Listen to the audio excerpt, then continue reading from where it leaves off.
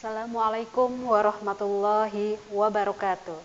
Alhamdulillahirabbil alamin wa bihi nasta'inu ala umuri dunya waddin wa ala alihi wa sahbihi ajmain. Amma ba'du. Bagaimana kabarnya anak-anakku sekalian? Mudah-mudahan kalian tetap semangat untuk belajar di rumah. Kali ini kita akan mempelajari materi PAI yaitu bab pertama. Materi yang pertama yaitu meyakini kitab-kitab Allah, mencintai Al-Quran. Taurat, Zabur, Injil, Al-Quran diketahui sejarahnya dan diyakini keberadaannya, dibaca, dipahami, dan dipedomani sikap mulia, sikap untuk mencintai Al-Quran, rajin beribadah, rajin beramal soleh, menjauhi maksiat, toleran dan menghargai pemeluk agama lain. Berikut pengertian iman kepada kitab-kitab Allah. Iman kepada kitab Allah berarti percaya dan yakin dengan sepenuh hati bahwa Allah telah menurunkan kitab-kitabnya kepada Rasul-Nya. Ajaran yang terdapat di dalam kitab tersebut disampaikan kepada umat manusia sebagai pedoman hidup agar dapat meraih kebahagiaan di dunia dan di akhirat. Selanjutnya, dalil tentang iman kepada kitab-kitab Allah Subhanahu wa taala. Bismillahirrahmanirrahim. Yahdi bihillahu man ittaba'a ridwanahu subulas salami wa yukhrijuhum minadh dhulumati ilan nuri biiznihi wa yahdihim ila syiratim mustaqim, yang artinya, dengan kitab itulah Allah memberi petunjuk kepada orang yang mengikuti keridhoannya ke jalan keselamatan, dan dengan kitab itu pula Allah mengeluarkan orang-orang itu dari gelap gulita kepada cahaya dengan izinnya dan menunjukkan ke jalan yang lurus. Surat Al-Maidah ayat 46. Ada 4 kitab yang diturunkan oleh Allah Subhanahu wa taala ke dunia ini. Allah Subhanahu wa taala juga memberikan nama-nama untuk kitab-kitabnya tersebut secara berurutan mulai dari yang pertama kali diturunkan hingga saat ini. Keempat kitab yang kita yakini adalah Taurat, Zabur, Injil, dan Al-Quran. Kitab yang pertama yaitu Taurat. Kitab Taurat diturunkan pada abad ke-12 sebelum Masehi yang diwahyukan kepada Nabi Musa di Bukit Sinai. Nama Taurat berarti hukum atau syariat. Pada saat itu, Nabi Musa diutus oleh Allah untuk berdakwah kepada bangsa Bani Israel. Oleh karena itu, tepat sekali kalau kita meyakini bahwa kitab Taurat diperuntukkan sebagai pedoman dan petunjuk hidup bagi kaum Bani Israel saat itu. Adapun bahasa yang digunakan dalam kitab Taurat adalah bahasa Ibrani. Berikut dalil tentang kitab Taurat. Bismillahirrahmanirrahim. Walaqad atayna Musal kitaba la'allahum yahtadun, yang artinya, dan sungguh telah kami anugerahi kepada Musa kitab Taurat agar mereka Bani Israel mendapat petunjuk. Surat Al-Mu'minun ayat 49. Selanjutnya yaitu pokok-pokok ajaran kitab Taurat. Pertama, perintah untuk mengesahkan Allah. 2. Larangan menyembah patung atau berhala. 3. Larangan menyebut nama Allah dengan sia-sia. 4. Perintah untuk menyucikan hari Sabtu. 5. Perintah menghormati kedua orang tua. 6. Larangan membunuh sesama manusia. 7. Larangan berbuat zina.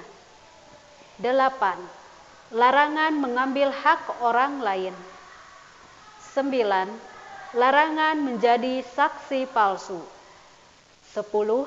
Larangan mencuri. Yang kedua adalah kitab Zabur. Kitab Zabur diturunkan pada abad ke-10 sebelum Masehi kepada Nabi Daud untuk bangsa Bani Israel atau umat Yahudi. Di daerah Yerusalem, adapun kitab ini ditulis dengan bahasa Kipti. Adapun dalil tentang kitab Zabur. Bismillahirrahmanirrahim. Wa rabbuka a'lamu biman fis samawati wal ard. Wa laqad fadalna ba'dan nabiyyina 'ala ba'din wa atayna Dawuda zabura. Yang artinya, dan Tuhanmu lebih mengetahui siapa yang di langit dan di bumi. Dan sungguh kami telah memberikan kelebihan kepada sebagian nabi-nabi atas sebagian yang lain, dan kami berikan Zabur kepada Daud. Quran Surat Al-Isra ayat 55. Berikutnya yaitu kitab Injil. Kitab Injil diturunkan kepada Nabi Isa pada permulaan abad 1 Masehi. Kitab Injil diwahyukan di daerah Yerusalem. Kitab ini ditulis pada awalnya dengan menggunakan bahasa Suryani. Kitab ini menjadi pedoman bagi kaum Nabi Isa alaihi salam, yakni kaum Nasrani. Berikut dalil tentang kitab Zabur. Bismillahirrahmanirrahim. Qala inni abdullah ataniyal kitaba wa ja'alani nabiyya. Yang artinya, dia, Isa berkata, sesungguhnya aku hamba Allah. Dia memberiku kitab Injil dan dia menjadikan aku seorang nabi.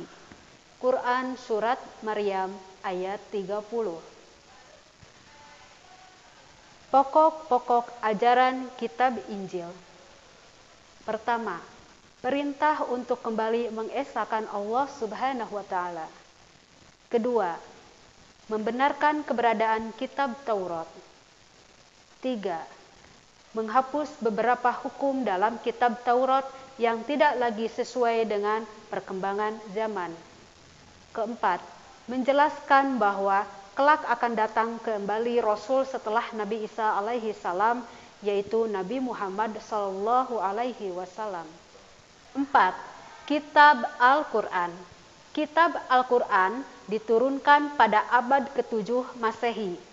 Kurun waktu tahun 611 sampai 632 Masehi, kitab Al-Quran merupakan kitab yang diturunkan Allah kepada Nabi dan Rasul yang terakhir, yaitu Nabi Muhammad sallallahu alaihi wasallam.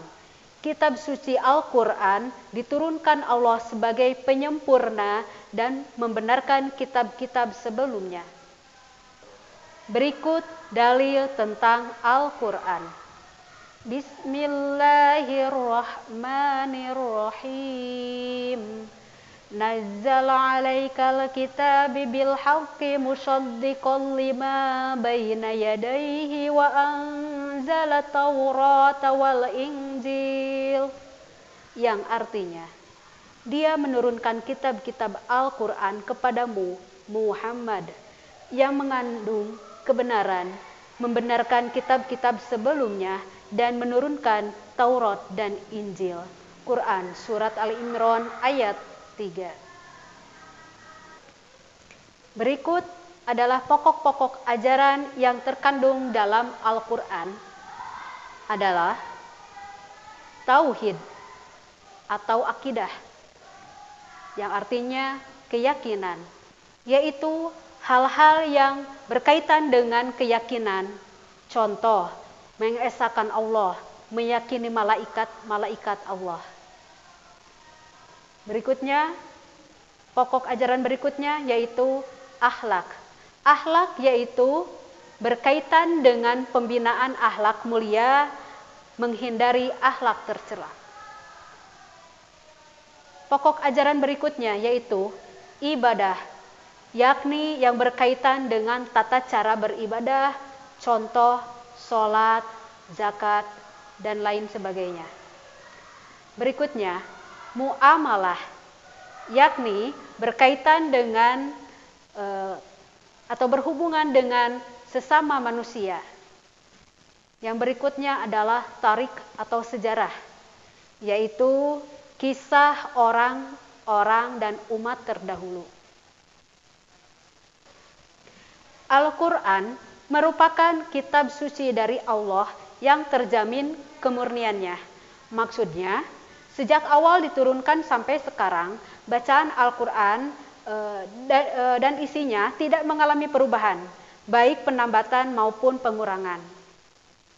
Sedangkan kitab-kitab sebelumnya yang ada sekarang sudah tidak murni lagi. Bismillahirrahmanirrahim. Inna nahnu nazzalna al-zikra wa inna lahu lahafidun. Artinya, sesungguhnya kamilah yang menurunkan Al-Quran dan pasti kami pula yang memeliharanya. Surat Al-Hijr ayat 9. Adapun perbedaan antara kitab dan suhuf. Secara rinci, pada para nabi dan rasul yang menerima suhuf dari Allah Subhanahu wa taala adalah Nabi Ibrahim menerima 10 suhuf, Nabi Musa menerima 10 suhuf. Adapun perbedaan antara kitab dan suhuf. Kitab, isi kitab lebih lengkap. Suhuf, ada yang sebagian hukum yang tidak tercantum. Kitab, bentuk dari kitab sudah dibukukan.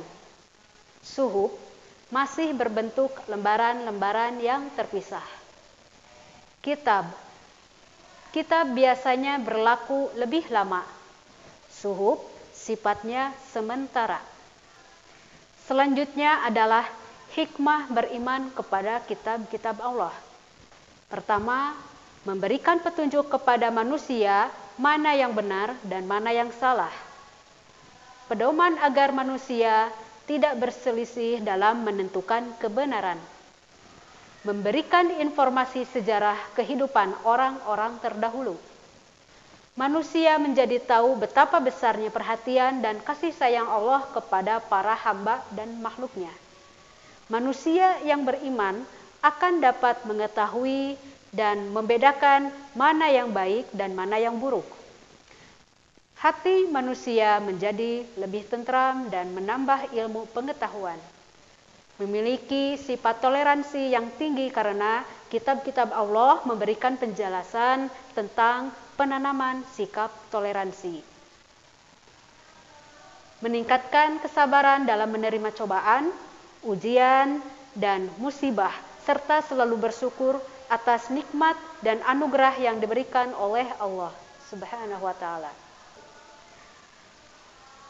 Mungkin itu saja materi yang Ibu sampaikan pada hari ini. Semoga bermanfaat untuk pelajaran di bab pertama ini. Sekian dan terima kasih. Wassalamualaikum warahmatullahi wabarakatuh.